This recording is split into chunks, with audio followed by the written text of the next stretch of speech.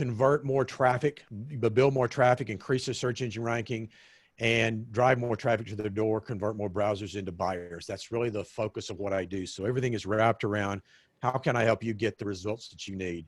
And as I've mentioned before, I am a dinosaur in this industry. I've been in this business for 20 years. Started out back in, back when we designed websites, we had to be real careful to put a waving cactus on there because it took too much time and bandwidth. We've grown through that whole process through search engine optimization and the advent of Google and all that it did, and that whole evolution of how do you get yourself found online. It was probably '09, I think, that when social media really started to make an impact and we saw it come on the scenes. And so, actually in 2010, I opened what I call my Tucson Social Media Lab, which was a class that I taught every Friday to business owners. And we focused on different topics each week. We did Facebook, we did Twitter, we did LinkedIn, we did blogs, we did social media in 10 minutes a day. So we had a series that we ran, and we did that for for almost 2 years. I transitioned to that. That was done with a partner, and I transitioned that later into the Ninja Marketing Dojo because I'm an old martial artist. So I had to go back to my roots. So that's kind of how I got started into this industry. But my passion is really working with small businesses and helping them master their digital marketing and their brand building. And that's really one of the things that has brought me to utilizing Instagram, because it is such a powerful tool that it helps, it helps you get people to recognizing who you are and what you do. So that's what we're going to be talking about today. A couple of little housekeeping matters. If you have questions, you'll see a Q&A box at the bottom of the screen. You can click that Q&A box and put your question there. I try to watch that during the presentation, but if for some reason I miss it, I usually go through and answer any questions at the end. So put your questions there. You can also chat with me or any of the panelists in the chat window. So, and you can reach that through your participants in the chat there. So one last thing, I want to thank Pioneer Title. You guys are awesome for what you're doing for the realtors and trying to help them to grow their business and help their business. Really, it's a great time to take the advantage of being able to focus on how you can grow your business and do the things that you always want to do, but there's not enough hours in the day. So the webinars that they're putting on, I know are highly valuable, and I'm trying to live up to that with my end of it. So I appreciate you guys sponsoring me, and I really appreciate what you do. So thank you guys. So let's jump into Instagram. Instagram is a Facebook property, in case you didn't know that. So that's good and that's bad.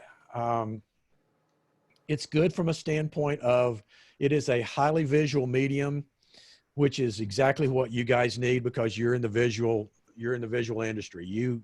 Your clients want to see visuals. They want to see the houses. They want to walk through. They want to understand what how everything looks and envision themselves in those, in that space. So it's an important piece for you. Right now, Instagram is unfiltered. Now, by that, I mean that anything you post in Instagram, then your followers will see it. Instagram is not like Facebook in the fact that you have to be a reciprocal connection. It doesn't have to be a friend. You don't have to connect with somebody and they have to like you to see it. It is a one-way transaction. So if you follow somebody or they follow you, they see what you post for now. And again, I always have to throw that caveat in because the head of Instagram now is the former head of the Facebook business pages who screwed that up several years ago, a couple of years ago. So we can expect that this, we might see a change in this sometime in the next future where they go back to filtering because they want to get more money for their advertising. But for right now, it's a medium you really need to be focusing on. So we talked a little bit last week. For those of you that on last week, we talked about Instagram stories, and I want to just sort of recap that now for you, because Instagram stories are probably the hottest property of Instagram. Instagram stories are those little circles you see at the very top of your Instagram news feed. When you go look at it, you see the little circles across the top, and you click it and it starts rolling through everybody that's posted posted a story. Instagram stories live for 24 hours. That is the length of time that they're there. And actually, let me pop my little intro poll in here too, just to get some ideas while I'm talking about this. So if you just take a minute or so and just answer these couple of quick questions, just so I'll know how you're using Instagram. But that fact that Instagram stories live for 24 hours only, and then they go away, adds to their importance, into their the power that they have, because it creates a sense of urgency. People will look at the story and they go, "Oh, I need to watch that now because it's not going to be here tomorrow, and it may go away any minute now." So that creates an urgency that gets the visibility to the stories. And I think that was a brilliant concept, because, you kind of get the news feed and you go, "Oh yeah, I'll get around to scrolling through that and I'll see everybody eventually." And consequently, your stuff gets lost. So within Instagram stories, those are going to be either images, or they're going to be videos. Videos are in 15-second increments. So if you do an Instagram story, you pull up the stories, you click and hold, and it will start recording you doing your video. And you can go longer than 15 seconds, but it's going to break that into segments, and it puts them together for you. So it's seamless, or relatively seamless, but it's an ideal, it lets you tell your daily story without having to limit it to 15 seconds. Because some of us, aren't that brief like me. I'm going to go longer than 15 seconds. So it's always going to run over, but it does it's a cool job of doing that. So that's how that works. You can also do live video in Instagram. And when you go live on Instagram, which I'll touch on in a minute, but when you go live in Instagram, it lets people on stories know that you're live, so they can see you live right then. Okay. So some of the things Instagram stories can do, it can let you build a daily buzz for an open house that you might have. And by the way, if you've answered the poll and want to close it down, all you have to do is click the little X in the upper right-hand corner of the poll, and it'll get it out of your way if you've answered it already. And I'll leave it for about 2 more minutes, and then I'll shut it down. So imagine you're going to do an open house, or you have a new listing that's coming up on Saturday. What if you start today with teasers about that open house, or about that new listing? Hey, check out this, check out the backyard, check out the view, check out the living room, check out this kitchen, this cook's dream kitchen. And you start building a buzz for those events when you can do live open houses again, or even if you're going to do a virtual one, still you can build that buzz through Instagram. You can do 5 reasons why you need to come to an open house, or 5 reasons why this is the ideal home for you. Again, you're building that buzz, and people see that content, and they want to then have, again, urgency, want to sneak peek at what you're offering. You can also share your Instagram stories to Facebook stories. So now you're getting double the exposure by popping over popping that over into Facebook stories. Now you're increasing your exposure to 2 audiences, and it can be done instantly with 1 click. So that's another cool feature. Post footage of an event that might be going on. So this is an in the moment type of thing. If you're at someplace special, or something that's going on, a public event, or, even if it's a gathering of your company party or something like that, then posting event footage like that builds some excitement, and people love to see, we're voyeurs. We want to see everybody in the, in an entertainment situation, having fun, whatever. Breaking news is great for Instagram stories. So anything that's happening that you need to get out there today, perfect vehicle for that. If you have blog posts that you're going to write, the Instagram story is a great way to introduce that blog post or preview it. And then you can mention other companies that you work with. So, and we're going to talk about that at the end of this. So be sure, and that's going to be something you really want. That's going to be really one of the gravy on top of this deal. So with Instagram stories, you've got some special features, and I just want to look at the poll here real quick. So looks like we've got 65% of you are using Instagram and about 35 not. Oh, did I post the wrong one? I certainly did. Okay. Posted the wrong poll and didn't carry it over. So one of the things I asked people was, what are some of the things they're using? So I don't know if any of you are using Instagram stickers in your stories. Those are fun little decorations, you will, and there are a lot of pre-made ones. So the stickers are something you can put inside a story. It gives it a little bit of jazz to it. Now with an Instagram story, you're basically going to do either a photo, or you're going to do a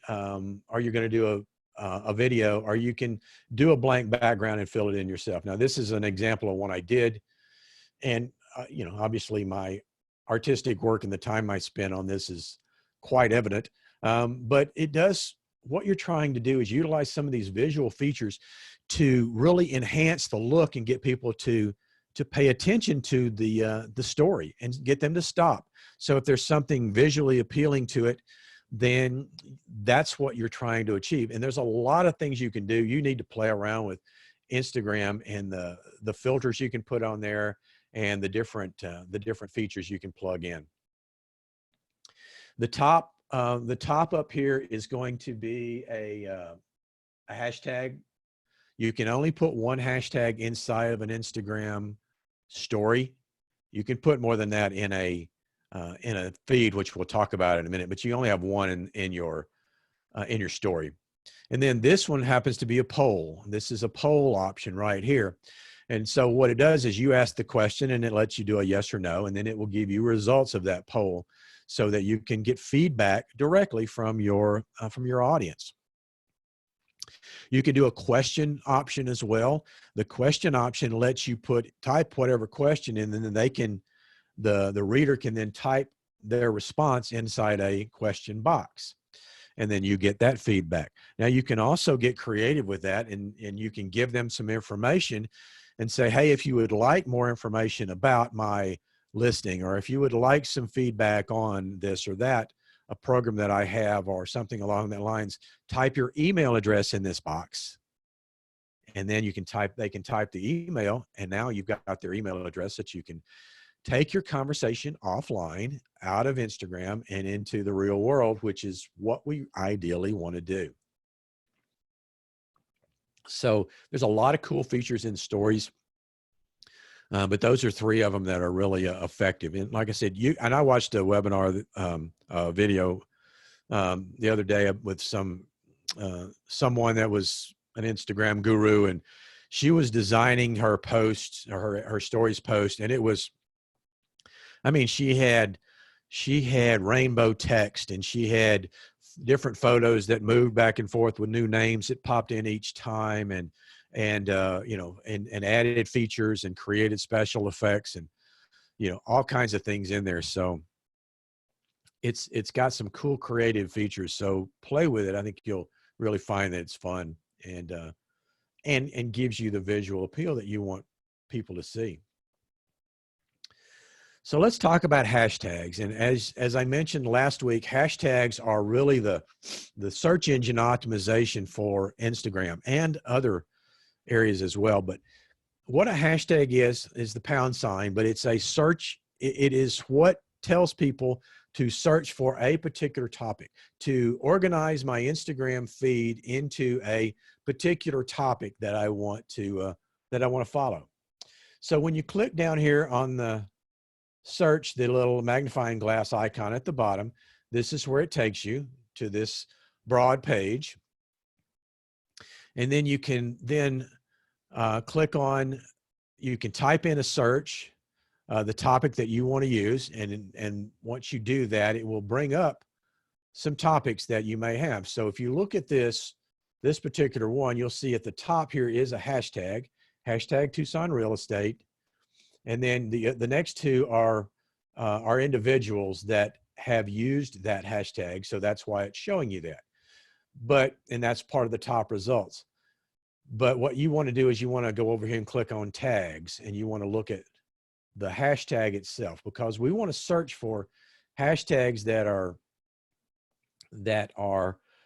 pertinent to us. We want to be able to find the right ones that are that do what that work for us. And there's tons of them out there.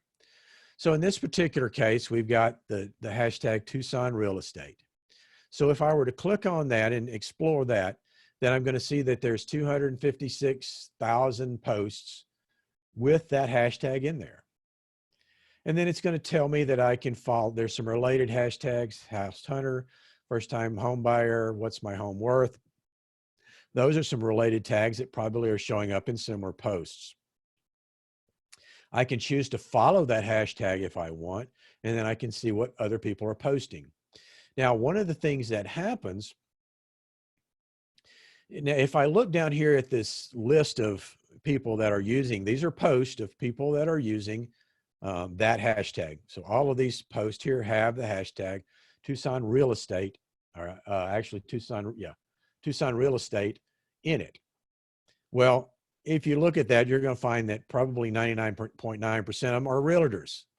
So why do you want to follow other realtors? Well, you necessarily don't, but you do want to see what hashtags they're using and the hashtags that are working. Now, I mentioned earlier, or mentioned in the webinar I did this morning, I was working with an individual after I did the Instagram one last week, and we looked at someone that she had seen that was really good on Instagram, great Instagram presence. And so we looked at her posts, and she had she had 30 hashtags, which is the most you can put in. She had 30 hashtags in every post, and it had a variety of the hashtags that applied. So what we want to do is, realtors are not necessarily going to be looking at the hashtag Tucson Real Estate unless they're doing research on it. But so who is? Your buyer, your seller. They're going to be looking at the Tucson Real Estate hashtag to understand what's going on in the market. They're doing their market research. So they want to follow that hashtag, and they also want to see who's posting in that hashtag. So if you're there, there's a possibility that you're going to show up. And the more frequently you use it, then you get up here into these top results. People are going to then have a better chance of seeing you. So that's really what you're trying to do with when you're doing the research for hashtags. Now I'm going to give you a formula for hashtags, because people always say, well, I don't know what I should do. So we look at hashtags. We look at hashtags to see the traffic that's there. So when you go to each hashtag and you sort through the various ones, find a competitor, find somebody in the real estate market that's really good and that's using hashtags, and see what they're using. And then check those hashtags to see which ones, what kind of traffic and which ones work best for you. But then there's a formula that you want to follow. And so you want to follow this formula and I'm going to explain what these mean in just a moment. So you want to have 3 to 5 very popular hashtags. Now, the very popular hashtag is going to be like Tucson Real Estate. It's going to be real estate in general. It's going to be, it could be homes for sale. Those are going to be probably more popular hashtags. The moderate hashtags, on the other hand, are going to be things that are maybe a step down. So maybe this is, instead of Tucson Real Estate, maybe it's Oro Valley. Maybe it's Vail Real Estate. Maybe it's Sahuarita Real Estate. So not as many searches, but yet there's still going to be good traffic there. And then the niche specific hashtags are going to be things like a community. So maybe it's Dove Mountain real estate. Maybe it's Catalina foothills. Maybe it's a specific community. And there may not be many people using that hashtag, but there's a reason we want to do that. And then lastly, you want to have 1 to 2 branded hashtags, at least 1 to 2. You may want 3. But the branded hashtag is your hashtag that you put in there in every post. For me, it's going to be, it's Ninja Marketing, hashtag Ninja Marketing, or it could be hashtag 800biz Ninja Marketing. Those are the 2 things that people know me by, but I use other ones as well. You also may want to put your brokerage hashtag in there. So those are the branded hashtags that you want. Now, I'm going to come back to this little visual right here in just a moment, but I want to talk about why we use this particular formula, because the very popular hashtags are going to give you an initial burst of traffic. So you're going to get people that may be searching for Tucson real estate, and all of a sudden that, you post something and you show up in their search. But because there's a lot of traffic to that, you're going to quickly fall down. Your hashtag is going to quickly fall down that list, because hashtags are ranked from most recent to next, down. So as a result of that, you may fall out of that visibility relatively quickly. The moderate hashtags, however, can give you much longer staying power. So you get maybe hours to days of activity on those moderate hashtags. So by putting those in, now you get the initial burst with the very popular. The moderate's going to sustain you for your post for another couple of days, possibly. And then the niche specific, they may only be searched a few times, but if you're the only one in there, or one of the few in there, when somebody a month, several days, a month from now comes in there and they search for that Dove Mountain home, Dove Mountain open house, whatever it might be, then they're going to see your post and see that you're active in that community. So the niche is going to give you the long-term benefit. So we've got the initial with the popular, the moderate for the next couple of days, and then the niche can be days or months down the road. But that's the longevity of it. And you also can view insights to see what's working. So you want to make sure you monitor those and see which hashtags are working best for you. Now, I want to go back to something. I want to go back just a moment. One of the things that takes so much time and energy from people is, it's easy to take a photo and post it on Instagram, and you've got it and you post it up there and you go, okay, cool. Now I need to add my hashtags. So what am I going to add? Okay. What am I going to add? What am I going to add hashtags? Well, I know I want my brand name. So I'm going to put, my name realtor, hashtag my name realtor. And then now I want, I'll do my broker. So I'm now brokerage, realtor brokerage. But now what else do I do? And so you think and think, and now you waste 30 minutes trying to come up with all the hashtags you want, and inevitably you forget some. My suggestion is use a notepad if you're doing this from your phone, which most of Instagram is done from the phone, or you can do desktop in some cases, but you want to have your list of hashtags already done. So in this case, I use an app called Evernote, and I'm using a free version. They're trying to push trying to push everybody to paid nowadays, but if you can find the free version, you have to dig around for it. But you can also add a notepad, probably an app on your phone if you don't have one. So I just use the Evernote because I have it and I'm kind of grandfathered in with it. But create a list of all of those hashtags that you're going to use. Now you may want more than one list. You may want more than one list, because that realtor that I was talking about earlier that had the 30 hashtags, she had as one of her, as some of her hashtags, Oro Valley homes, but she had a Marana home tagged with Oro Valley. Well, if I'm looking for Marana and I'm not looking for Oro Valley, she missed me seeing that hashtag because she didn't have Marana. She also had historic homes, or, you know, at some point that she had historic homes, but, and she had those put on, she had those duplicated on her Oro Valley listing. Well, there may be a few historic homes in Oro Valley, but not as many as there would be down in, you know, like they say the Sam Hughes area or the around the U of A downtown. So why not have a list that is specific to the areas that you work? So if you're going to be marketing downtown in historic areas, have a list for that. Have a list for Oro Valley, have a list for Marana, have a list for Vail or Sahuarita or communities that you work in, Catalina Foothills. So have those lists separated so that when you're doing a post that fits that category, you can copy and paste, just copy and paste it in there, and you're done in a matter of seconds. So that's one of my little ninja tricks that I suggest for you. Hashtag ideas. So what are some hashtag ideas for you? So one of the things, hashtag your neighborhood.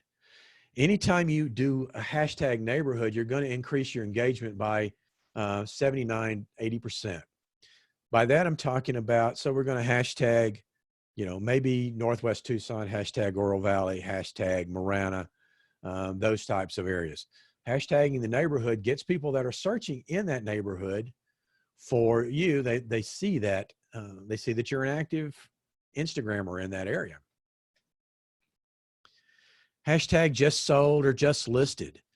This is great to showcase your professionalism, your expertise. If they see a just listed or a just sold hashtag and they see you all the time with that in there, then they're going to go, wow, this person is really active and that's the person I want to help me buy or sell. So utilize that. It's a great way to get that visibility and the professionalism that you're trying to portray.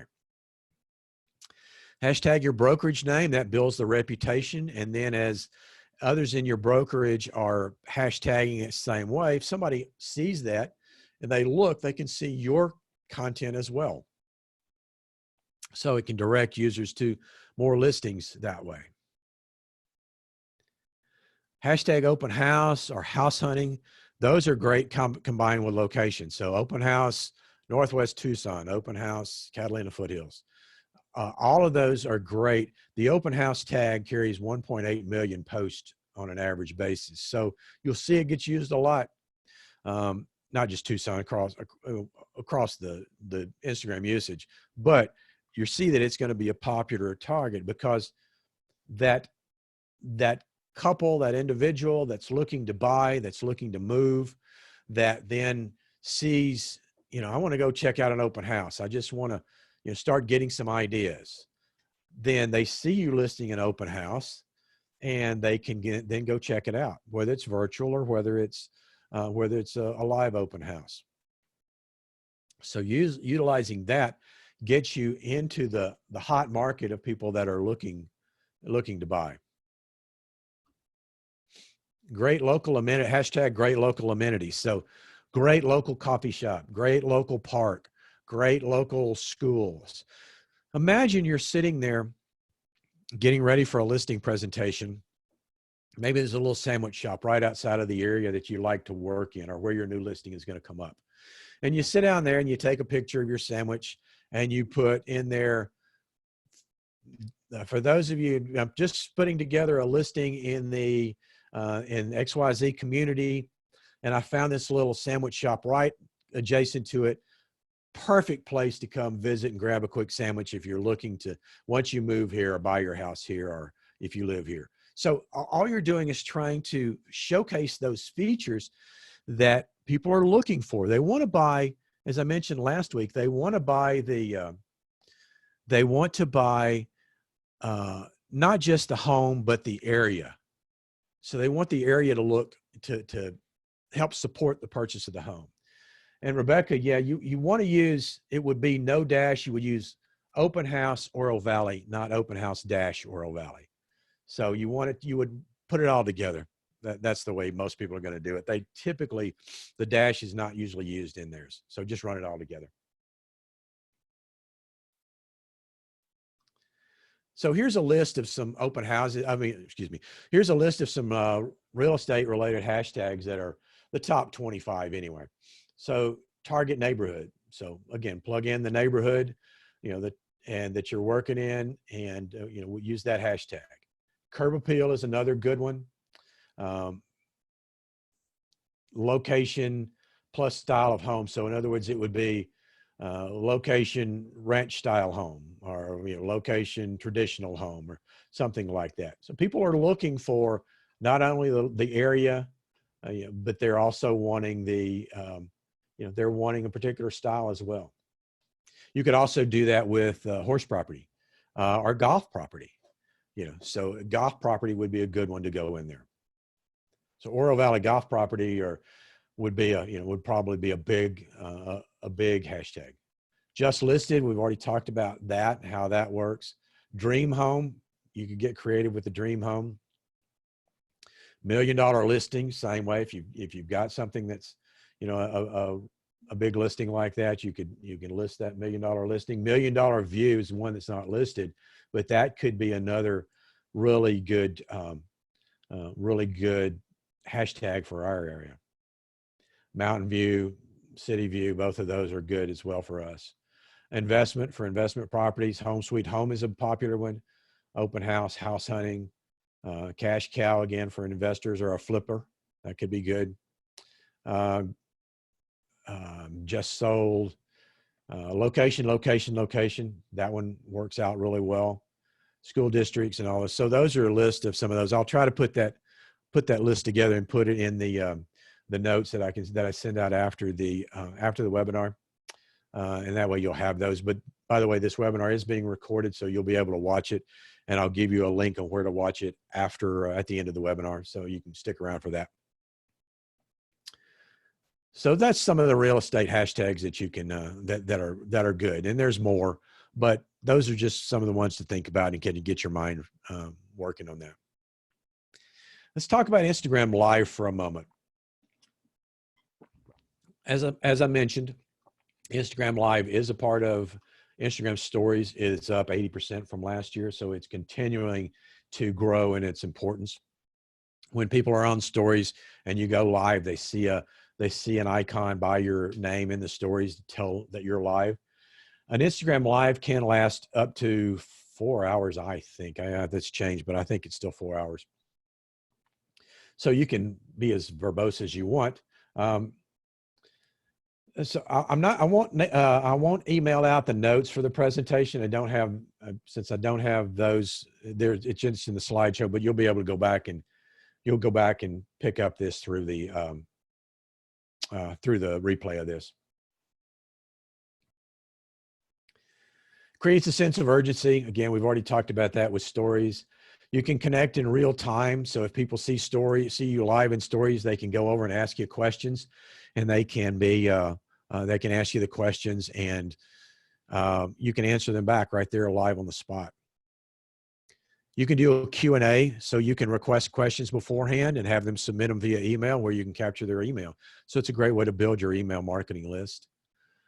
You can sign up. You can have them sign up for more information. Again, one of the key things to do is with any of the social media sites is to get them offline, get them into something you control, which is your website or your email list. You can share announcements and information that might be coming up live. So again, it gives you more than just a 15-second or a minute or so. You can do a longer announcement or information. So those are just some of the things with Instagram Live. Engagement, though, is really the key. This is what we're trying to achieve. So you want to post a combination of personality and products.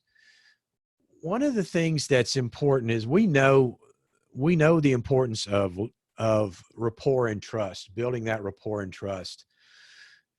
And so if you're trying to present yourself to be so perfect and prim and proper on your Instagram feed, yet in real life, you're like, okay, I'm a little more relaxed and laid back. Don't try to be two different people. Be who you are. If you do an Instagram live and you make a mistake, laugh about it and go on.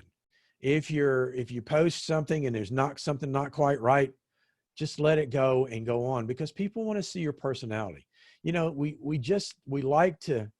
not interviewing you to see how well you handle our listing, but we really want to see if you're somebody we'd rather work with.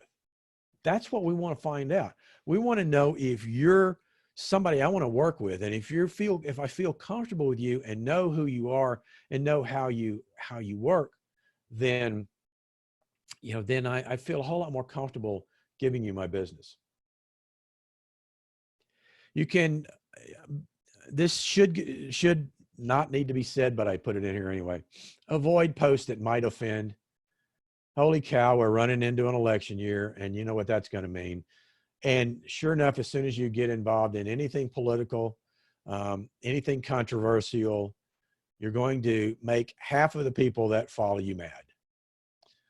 And we've gotten to a point where everybody is so hypersensitive to, you can't, my opinion's the only one that counts, and if you don't like my opinion, you're an idiot. Where did common decency and letting people have their opinion, when did that become something that no longer existed? I don't know, but to be safe, avoid all of that on all your social media sites. If you want to do that on personal page, that's totally unassociated, go for it. But keep in mind that you're going to upset more people than you went over. Consistency over frequency. It's much better to post once a week to Instagram, once every week to Instagram, than it is to post 3 times today and then nothing for the next month.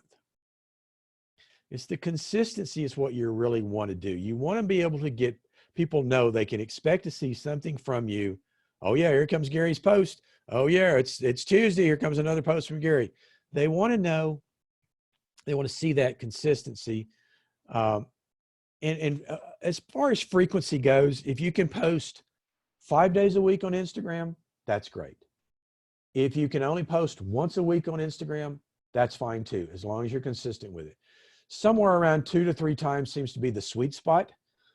And it's usually pretty easy. I mean, you can do, if you think about, even in stories, if it's documenting your day, then that's one of the things that then do. If you just make a point of looking for those opportunities, that's really where you're going to be able to keep that consistency happening. Quality photos are important. I know I hear it all the time. I don't want people seeing my face. I don't like the way my face looks. I have a stupid smile. I have this, I have that. I don't want my face on there. 38% more likes if people see your face. They want to see your face. They want to engage. They want to see you. You wouldn't go into a listing presentation with a, mask over your face, or, well, okay. So that's the wrong terminology now. Maybe you would. You wouldn't go, with a Halloween mask or a, sack over your head. You wouldn't think about not putting I hope you wouldn't think about not putting a picture on your social media profiles. So show your face in your posts. It's just important. When you use the captions underneath the photos, you want to make sure you've got ideally 138 to 150 characters. You can put more than that, but don't. That's kind of the sweet spot for the length of your captions. And then obviously you got your hashtags on top of that. So make sure that you get those, use the captions and tell people what the picture is about so that they understand. So let's talk about generating some leads. Search by location. So if there's a community, an area that you like to work in, search that area. See what hashtags are being used. and then like and comment on people that like and comment to people that are posting in that area, especially if they are people that might be someone you might want to do business with. Tag 25 posts a day. You don't want to get over the 25 because that puts you in Instagram's jail, but you can tag those posts, those businesses and those people that you see in the post. So once again, we go back to that sandwich shop. Tag the sandwich shop. Oh, I had the best BLT sandwich I have had anywhere around, from this little mom and pop sandwich shop right here outside of whatever. I'll definitely be back here when I'll definitely bring my new buyers here when I sell that home. Now, be genuine. Don't be spammy. You can try to work in there what you're doing if it's possible and it makes sense and it doesn't sound like you're being a salesperson. But don't jump in there and go, "Oh, I love the coffee shop. And by the way, if anybody's looking to buy here, I'm the realtor to choose." Don't be contrived and spammy. Feature and tag local businesses. This kind of goes along with that. So if we find that local business and we feature them, and then we put that up, we've tagged them in their business in our post. Guess what? If they're any good at social media, they're going to see that post and they're going to share it to their news feed. So they're going to take your post that you said about them and put it on their news feed. What happens with that? Everybody that goes and checks them out sees it. Everybody that follows them sees that they posted something. So now you've just expanded the visibility. Stay connected to past clients. Make a point if your past clients are on Instagram, make a point of staying connected with them. So what if you would do something like, what if you said something like, you drove by that sandwich shop and you took a picture and you went, "Hey, Sally, remember when I drove by this coffee shop when you were looking to buy your home, and it made me think of you, and I just wanted to share it and see how you were doing and say, I appreciated working with you." Something to stay in touch. Event marketing. If you promote it, you can promote any kind of event on Instagram and put a call to action that invites people to it. So if you're doing your open houses, you can market that. If you're doing a sneak peek, you can let people know that that's there and promote that on Instagram. So those are ways that people can find you and see you and then start following you, which is what we're trying to achieve. We just want to grow that following.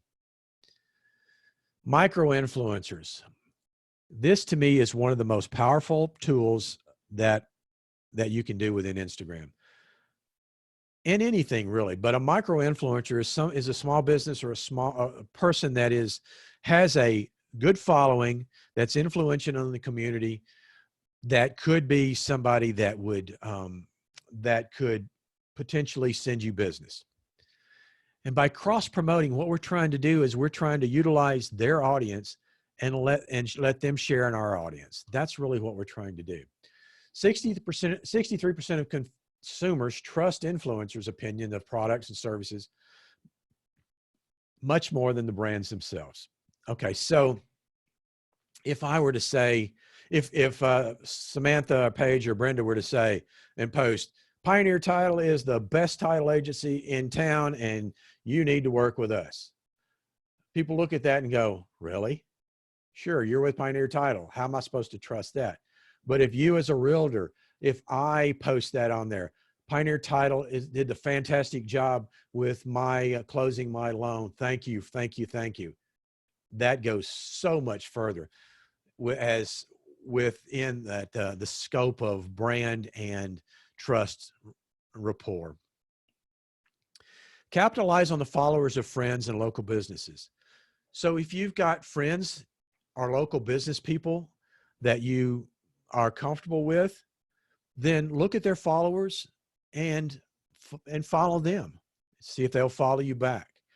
But you can also then take that one step further. And so you can expand on the reach of those businesses, share reputations, and promote each other and utilize each other's audience. So here's where we talk about we've got, we've got Sam, from Acme HVAC AC company. So we've got Sam from Acme HVAC, and we've got our roof inspector, and we've got our mortgage person, and we've got our insurance guy that we trust.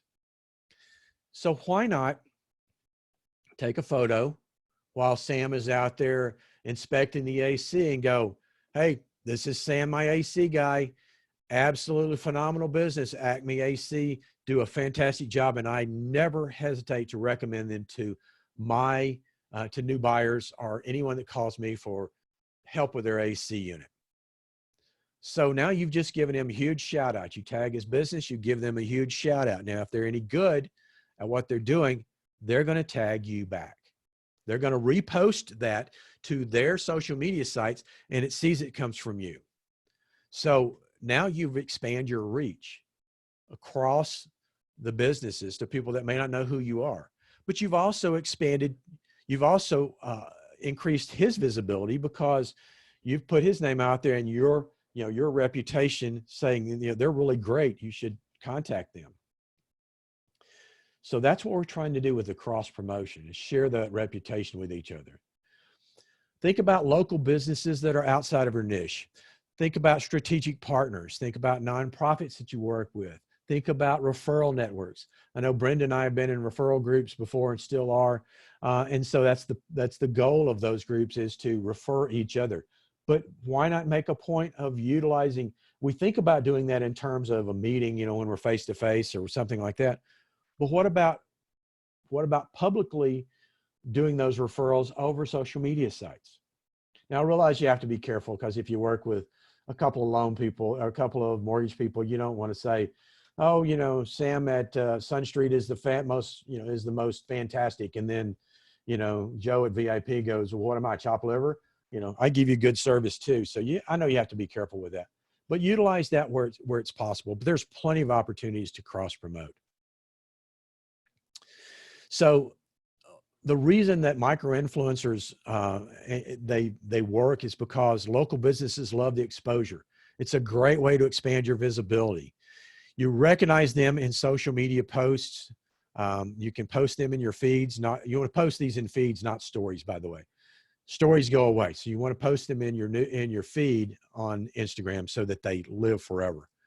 And then if you hashtag them in Instagram, you can also tag them in Facebook. So you can share it over to Facebook as well and tag their business in Facebook. And if they like and share, then reshare their post. So you're looking for opportunities to expand that visibility. That's all we're trying to do. A couple of other things before we wrap up. We're getting close to wrapping up here, but a couple more things. Video direct messaging. Instagram has just launched the fact that we can direct message someone from your desktop. It does not have to come from your phone anymore. So that's a cool feature. But in your phone, you still have the option, or a lot of people don't realize, they have the option to send a direct video message to a prospective client or to somebody they've talked to. So imagine this. You sit down with someone about a listing presentation, and you go home or you go into the car and you sit down, you pull out your phone and you go, hey, Sally, thank you so much for giving me the opportunity and trusting me to let me show you what I could do. And if there's anything any questions you have, feel free to reach out to me in video form. And they get that on their Instagram. It's like, wow, that's impressive. And all you have to do to send a video message, you click on the little upper right-hand corner of your Instagram feed. This is a little paper airplane. Click that. It looks like you're opening an instant messenger, but if you look at the top, there's a little camera. Click the camera, and that opens the video feed. Really, really cool way to do things, and it puts you that extra step of the way. The last thing I wanted to show you real quick is Creator Studios. Now, this is created by Facebook, but it's for Facebook and Instagram.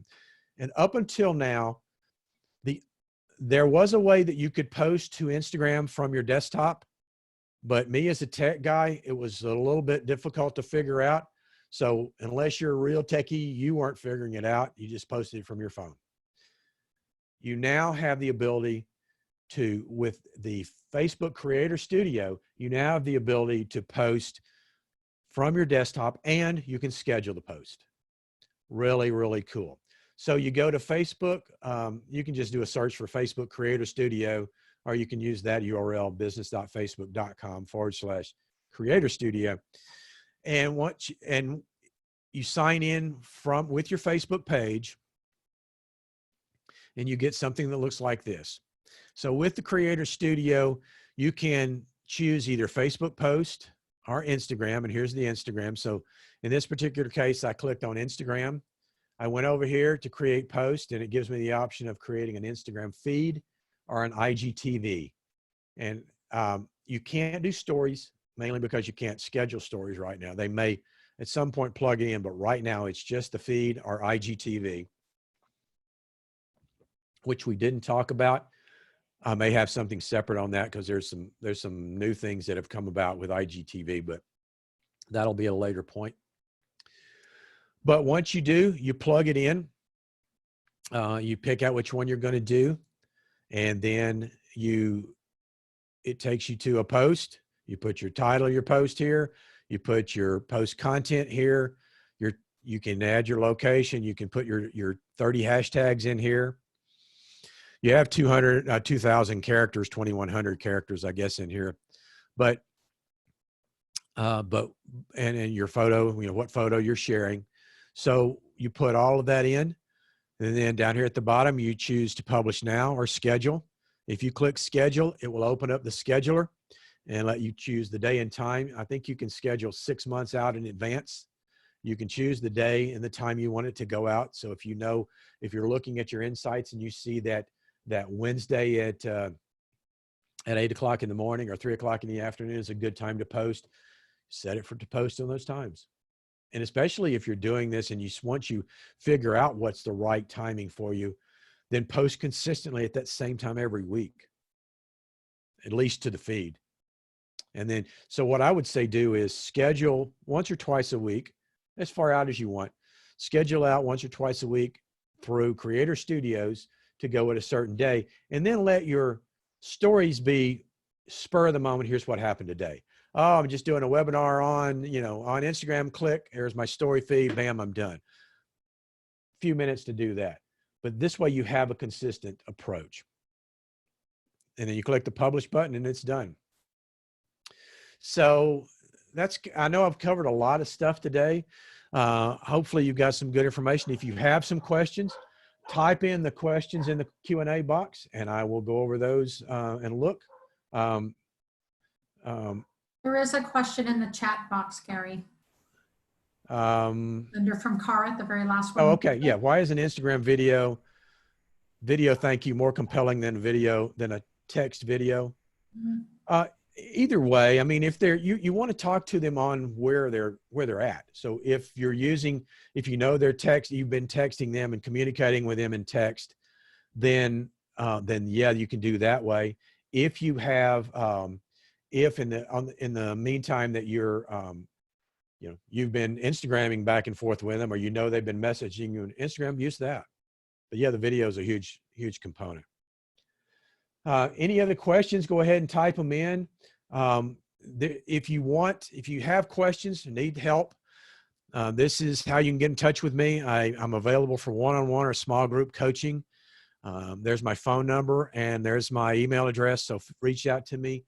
And it doesn't have to be just on today's topic. It can be on any of the things I do, which is website design, search engine optimization, social media marketing, coaching and training. Those are all, and I'm happy to do a no-cost consultation if you've got, questions on something. If it takes a couple of minutes and I can answer it, I'll be happy to. If you need more in-depth training, then feel free to let me know. If you're interested in any of the services I have, feel free to reach out. The replay of this webinar will be available at the ninjamarketingdojo.com/realtor-training. There is not a link on the website for that because this is just for you guys that signed up through you and through Pioneer. I don't open that up. At some point I may make these available, but it will be on a paid basis. It will not be on a free basis.